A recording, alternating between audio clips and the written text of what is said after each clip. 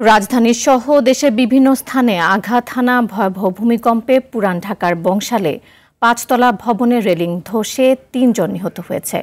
এছাড়াও নারায়ণগঞ্জের রূপগঞ্জে ভূমিকম্পে সড়কের পাশের দেয়াল ধসে এক শিশুর মৃত্যু হয়েছে। দেশের বিভিন্ন স্থানে হেলে পড়েছে অসংখ্য ভবন, ধরেছে ফাটলও। আতঙ্কে রাস্তায় নেমে আসে মানুষ। সাকিবুর রহমানের রিপোর্টে থাকছে এরই বিস্তারিত। শুক্রবার সকাল 10:38 হঠাৎ কেঁপে ওঠে রাজধানী সহ দেশের কয়েকটি স্থান। সিসিটিভির ফুটেজে দেখা যায় ভূমিকম্পের ভয়াবহতা। রাজধানীর বংশালে কসাইটুলিতে ভূমিকম্পে ৫তলা ভবনের রেলিং ধসে ৩ জন নিহত হয়েছেন। তো আমরা এখানে দাঁড়া ছিলাম, আমাদের এখানে তেলপাল ছিল বা বাস দিয়ে আমাদের যে বিয়াবাড়ি বাস দিয়ে আমাদের পুরো অফ ছিল। তারপর এখানে আমাদের তেলপাল ভেঙে পড়ে গেছে। তো আল্লাহবাক মানে খাস নিহত আমাদের বাঁচাছে ভাই।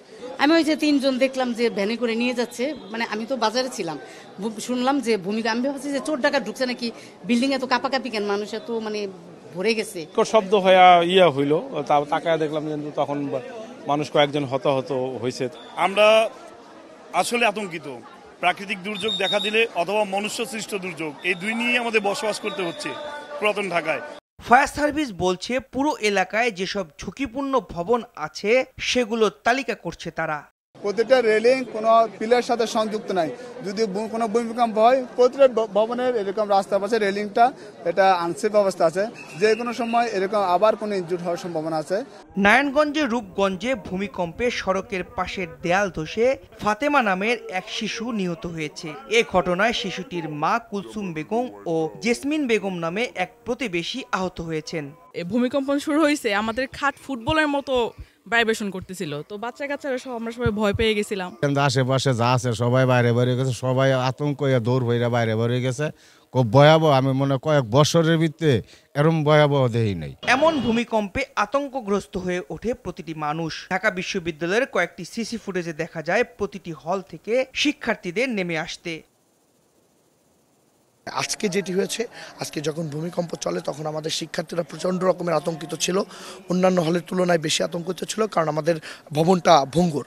তো তখন আমাদের বেশ কয়েকজন শিক্ষার্থী লাফিয়ে নামার চেষ্টা করে। সেখানে আমাদের তানজির ভাই নামে একজন সাংবাদিকতা বিভাগের শিক্ষার্থী, তিনি প্রচণ্ড বাজেভাবে ইনজুর্ড হয় এবং মুহসিন সহ কয়েকটি হলের বিল্ডিংয়ে ফাটল দেখা যায়। এ সময় বিল্ডিং থেকে লাফ দিতে গিয়ে কয়েকজন আহত হয়। রাজধানীর কয়েকটি স্থানে ভবন হেলে পড়তে দেখা যায়। এমন পরিস্থিতিতে এলাকাবাসীরা ঝুঁকিপূর্ণ সব ভবনের তালিকা করে তার সংস্কারের দাবি জানান। রাস্তায় নেমে আসে সাধারণ মানুষ। হঠাৎ করে চেয়ারটা মনে হলো কেঁপে উঠলো, 2 থেকে 3 সেকেন্ডের মধ্যে আমরা দৌড় দিলাম তখন সবাই। আমার এখনো মনে হচ্ছে মাথা ঘুরতেছে, এমনভাবে ভূমিকম্প আমার লাইফে আমি ফার্স্ট ফিল করলাম। চেয়ারটাতে বসেছিলাম, চেয়ারটা মানে এদিক ওদিক মানে ঢলতেছে। বাস্তবে এই প্রথম ফিল করলাম যে ভূমিকম্পের ভয়াবহতা আসলে কেমন হতে পারে। নগরবিদরা বলছেন নির্মাণ তদারকি না থাকার কারণে ঝুঁকিতে পড়ছে পুরো রাজধানী। সেগুলো সবচেয়ে ঝুঁকিতে থাকে। আর আমাদের এই যে নির্মাণের যে তদারকি, সেই তদারকি করার জন্য আমাদের যে উন্নয়ন কর্তৃপক্ষ, রাজুক বা অন্য যারা আছেন, তারা তো সরেজমিনে সেগুলো তদারকি করে যে ব্যবস্থা নেয়, সেই ব্যাপারেও তো তাদের সেই ধরনের দৃশ্যমান কোনো ধরনের সফলতা নেই।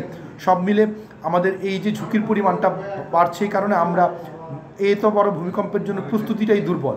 হঠাৎ এমন ভূমিকম্পে আতঙ্কগ্রস্ত হয়ে পড়ে রাজধানী সহ দেশের প্রতিটি মানুষ। সাকিবুর রহমান, RTV, ঢাকা।